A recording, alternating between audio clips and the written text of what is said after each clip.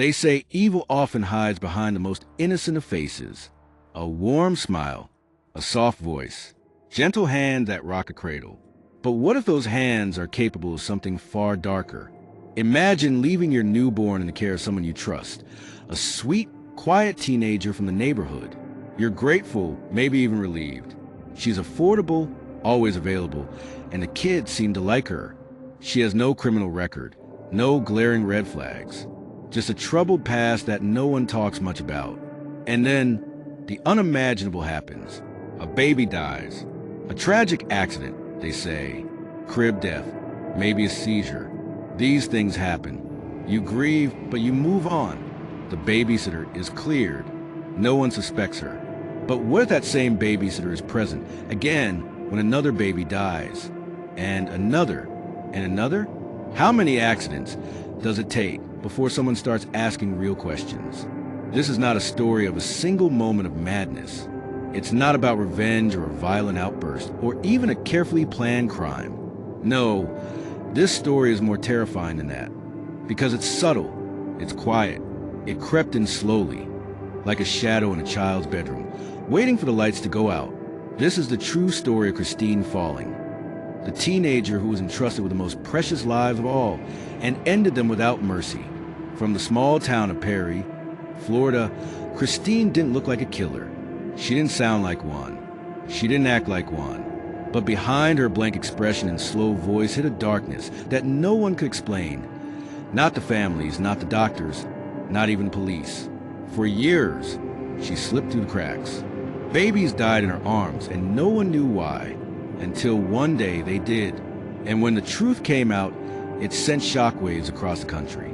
How could a young girl, barely 17, kill not one, not two, but multiple children? And how did she manage to convince everyone for years that she was completely innocent? This case isn't just disturbing. It forces us to confront one of the most terrifying questions any parent can face. What if the person you trusted most was the very reason your child never woke up? Today, we'll take you deep into the twisted story of Christine Falling, how she began, how she got away with it, and how investigators finally uncovered the horrific truth.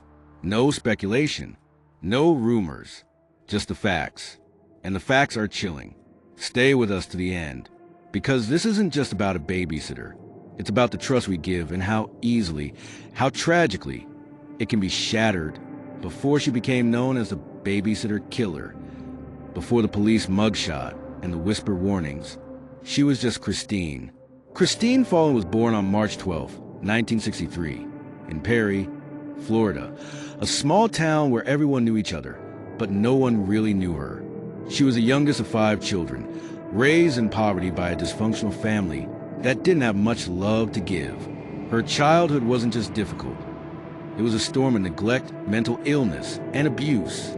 From a young age, Christine was different. Teachers describe her as slow, but that didn't explain the eerie things she would say. She talked about hearing voices, about seeing things that weren't there. She claimed to have spells, moments when something would take over her body and mind. No one took her seriously. Back then, those things were dismissed as attention-seeking. But looking back now, maybe someone should have listened. At 14, she made a desperate move to escape her life at home. She got married, a decision that turned out to be just another kind of prison. The marriage lasted only 6 weeks, ending in violence and confusion. Christine was alone again, lost and broken and barely a teenager. With no education, no job, and nowhere to go, she drifted. People described her as odd, but harmless. A little slow, quiet, but she was always around. Babysitting became her way to make ends meet, and oddly enough, families trusted her.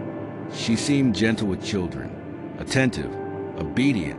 She didn't charge much, didn't ask questions, and was always available. To the outside world, Christine Falling looked like a godsend for struggling parents. But behind those dull eyes was a storm. She started reading books on death, fascinated by how people died, especially babies. She reportedly believed that God wanted some people to die, and that she was just helping him along. Christine began bouncing between homes, taking care of babies, toddlers, even the elderly at one point. And wherever she went, Death followed. One child died of a sudden illness, another of a freak accident, a third passed away in her sleep. In each case, Christine was the only one present, but there was no violence, no blood, just tragic, unexplained deaths. People grieved. Investigators were puzzled, but no one could prove anything, because Christine falling didn't kill in rage. She didn't scream, didn't leave bruises or signs of struggle. She was patient, silent, calculating in the way only someone who had nothing to lose could be. There were warning signs, plenty of them, but no one was connecting the dots, because no one wanted to believe that someone so young, so quiet, could be capable of murder.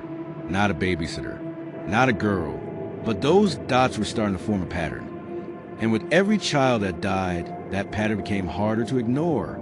Christine falling didn't just blend into background. She used it to her advantage. The question now wasn't just how many had died under her care, but how many more she would kill before someone finally said, "Something is very, very wrong." The first death didn't raise any alarms, but death rarely does when it comes with a quiet excuse. It was early 1980. Christine Falling had just turned 17. Still a teenager, still troubled, but now moving from house to house in Florida, offering to babysit for families who needed a break. She wasn't well educated, had no formal training.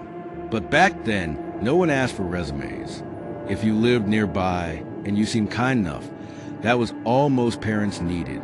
And Christine seemed kind enough. Her first known victim was a 2-year-old girl. She had been hired to watch for just a day.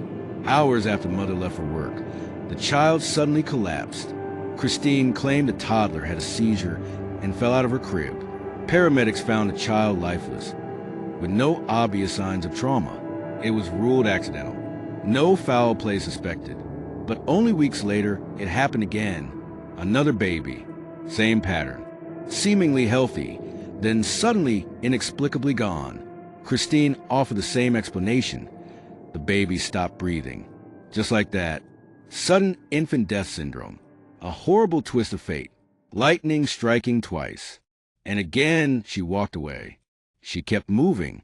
Sometimes she stayed with distant relatives. Other times, strangers who offered her a room in exchange for help. But wherever Christine stayed, babies died. It wasn't always immediate. Sometimes it took weeks.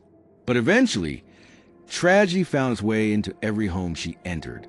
Between 1980 and 1982, 5 children, all under the age of 4, died while in her care.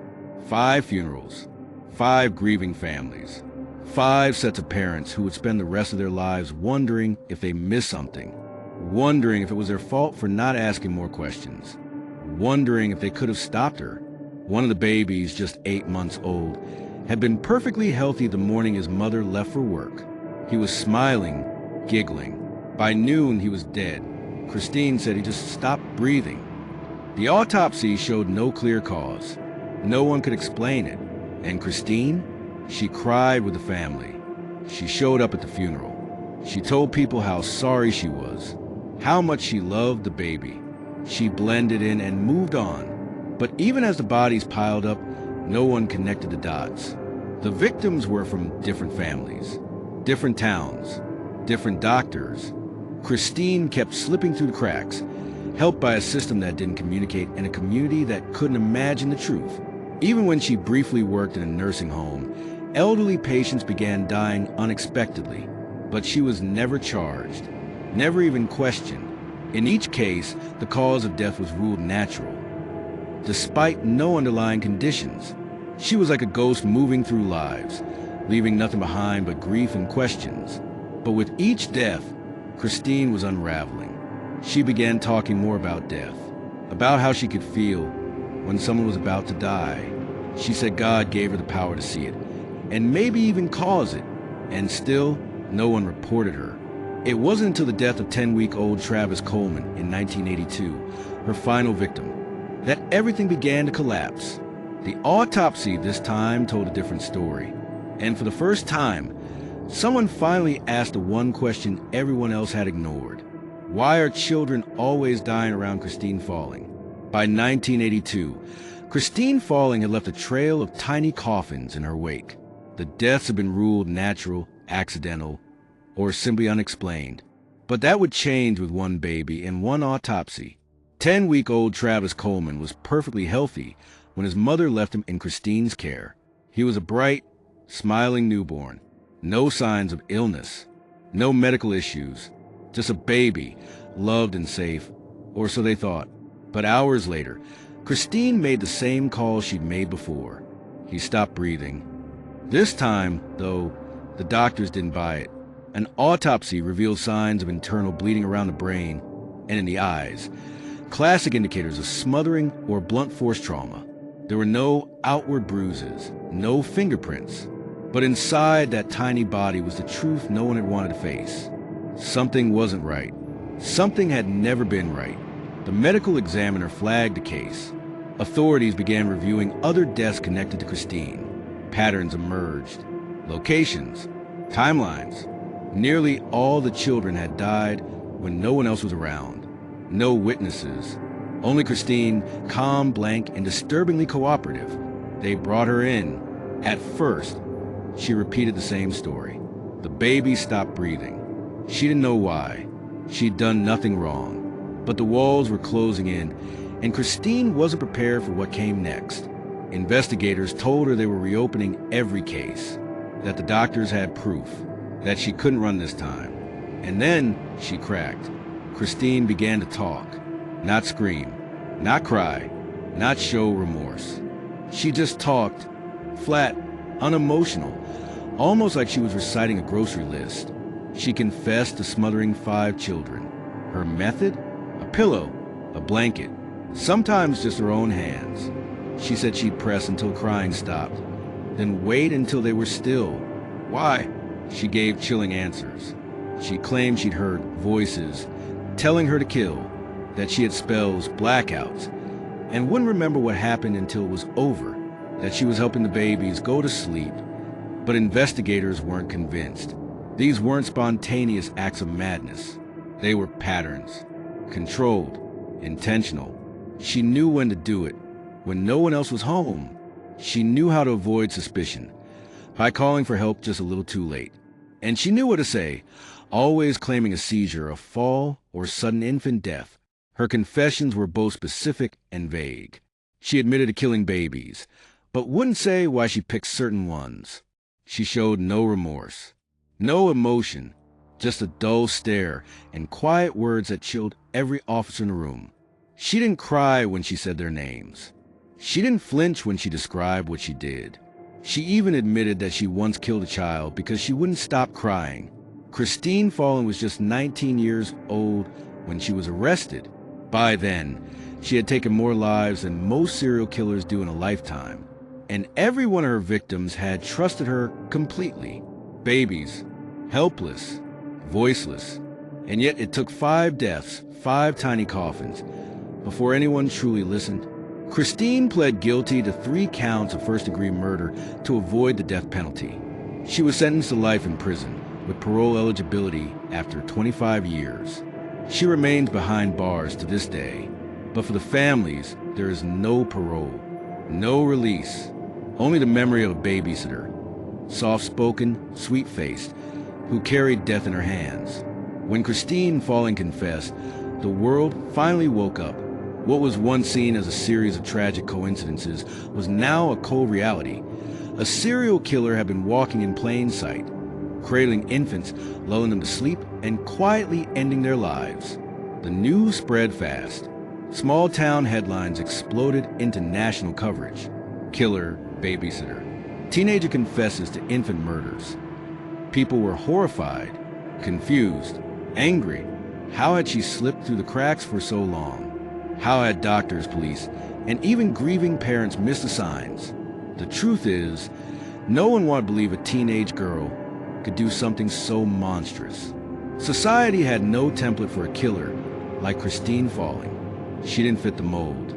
She wasn't a man. She wasn't violent in the traditional sense. She didn't have a long criminal record or a history of aggression. She was a babysitter, a girl, and that made her all the more terrifying. In 1982, Christine was formally charged with 3 counts of first-degree murder. Those the authorities could prove beyond a shadow of a doubt. The other deaths, while suspicious, lacked enough forensic evidence to hold up in court. She pled guilty to avoid the death penalty. Her courtroom appearance was haunting. She showed little emotion. No tears, no visible remorse. Her voice, slow and flat, echoed through the courtroom as she admitted to smothering babies with pillows, blankets, in her bare hands. When asked why, she gave chillingly simple responses. They wouldn't stop crying. I felt something tell me to do it. I didn't mean to. It just happened. The judge handed down 3 life sentences with parole eligibility after 25 years. But to many, it didn't feel like justice. How do you measure justice for lives that never got a chance to begin? The family sat in the courtroom, holding photographs, stuffed animals, and the kind of grief that never really fades. Some wanted her to die in prison. Others just wanted her gone, out of the news, out of their nightmares. But all of them were left asking the same impossible question. Why? Even psychologists struggle to answer that. Christine had no real motive, no clear trigger. She didn't kill for money, revenge, or personal gain. Her crimes were senseless, born, perhaps, from untreated mental illness, childhood trauma, or a desire for control in a life that had spiraled from the start. But motive didn't matter to the families. The damage had been done. Christine Falling was sent to Florida Women's Reception Center, where she remains to this day. Now in her 60s, she lives a quiet life behind bars. Occasionally, she's spoken to psychologists, but she rarely grants interviews. There's little information about her daily life, and maybe that's for the best. In 2017, she was denied parole, and experts agree it's unlikely she'll ever walk free. But for the families, that denial doesn't erase the past. They still carry the weight of it, the ache of trust shattered, the pain of looking back and realizing the evil was right there, rocking their babies to sleep. Christine Falling will never be remembered for her youth or her quiet smile. She will be remembered for what she took, and for the cruel truth that evil doesn't always come with a warning sign. Sometimes, it comes wearing a babysitter's smile. Decades have passed since Christine Falling last held a child in her arms, but her story still echoes, not because of who she was, but because of what she represented. A failure of trust, of system, and of silence. In the years after her conviction, the horror of her crimes faded from headlines, but they never left the minds of those who lived it. The families never got closure. How could they? No trial could bring back what was lost. No sentence could erase the image of a baby they kissed goodbye, never knowing it would be the last time. And for every mother and father who hired Christine, the guilt never went away. They trusted her. They believed her. They blamed themselves. But the truth is, no one expected the monster to look like this. Christine Falling wasn't a stranger in alley. She wasn't the masked man in the dark. She was the girl from down the street, the one who smiled softly, the one who offered to help. And that's what makes her story so terrifying, because it wasn't about rage. It wasn't about revenge. It was about impulse, coldness, control, and the fact that she kept getting away with it. Her victims had no voice. They couldn't scream, couldn't run, couldn't say, "Something's wrong." And for years, neither could the adults around them. Doctors missed the signs. Investigators looked the other way. Families chalked it up to grief, because the alternative was too awful to consider. It took 5 deaths before the system finally saw what was happening. And by then, it was too late. In the aftermath of her arrest, Christine's case became a cautionary tale. Not just about the evil she committed, but about the gaps in our protections. There were no consistent background checks, no centralized tracking of child deaths, no warning system that connected the dots. Today, the way we screen caregivers has changed, partly because of cases like this. But even now, tragedies happen, and her story stands as a grim reminder. Sometimes, the danger isn't outside the home. Sometimes it's already inside. Christine Falling never fit the mold of a serial killer. She didn't stalk her victims. She didn't torture them. She simply waited and suffocated them when no one was watching. That's why she's often left out of the usual list of infamous killers. No movie has been made, no Netflix special. But make no mistake, she was one of the most lethal and chilling killers in American history. Not because she killed a lot of people, but because she killed the most innocent, the most vulnerable, and did it with no mercy. Now, she sits in a prison cell, aging quietly, rarely spoken of. But for those who study true crime, child protection, or criminal psychology, her name still matters. Her case is still studied, still dissected, still feared, because it reminds us that evil doesn't always scream. Sometimes it whispers, sometimes it rocks a cradle, sometimes it wears a babysitter's face and asks, when will the baby stop crying? And sometimes no one hears the answer until it's far too late.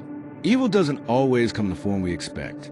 Sometimes it's quiet, familiar, and hiding in plain sight. The story of Christine Falling is a reminder that even the most innocent places, a nursery, a crib, a trusted babysitter, can become scenes of unimaginable horror. As we remember the lives lost, we also ask the hard questions. How many other warning signs are we still missing today? If this story disturbed you, if it made you think twice about who we trust and why, don't let it stop here. Subscribe to our channel for more true crime stories that expose the darkest corners of human nature. Like this video to help bring awareness to cases that still go unheard. Comment below. What are your thoughts on Christine Falling? And how do you think cases like hers could be prevented in the future? Because the more we talk about it, the more we stay aware, the fewer chances we give evil to hide. Thanks for watching. Stay curious, stay cautious, and remember, sometimes the real monsters aren't in the movies, they're in the places we feel safest.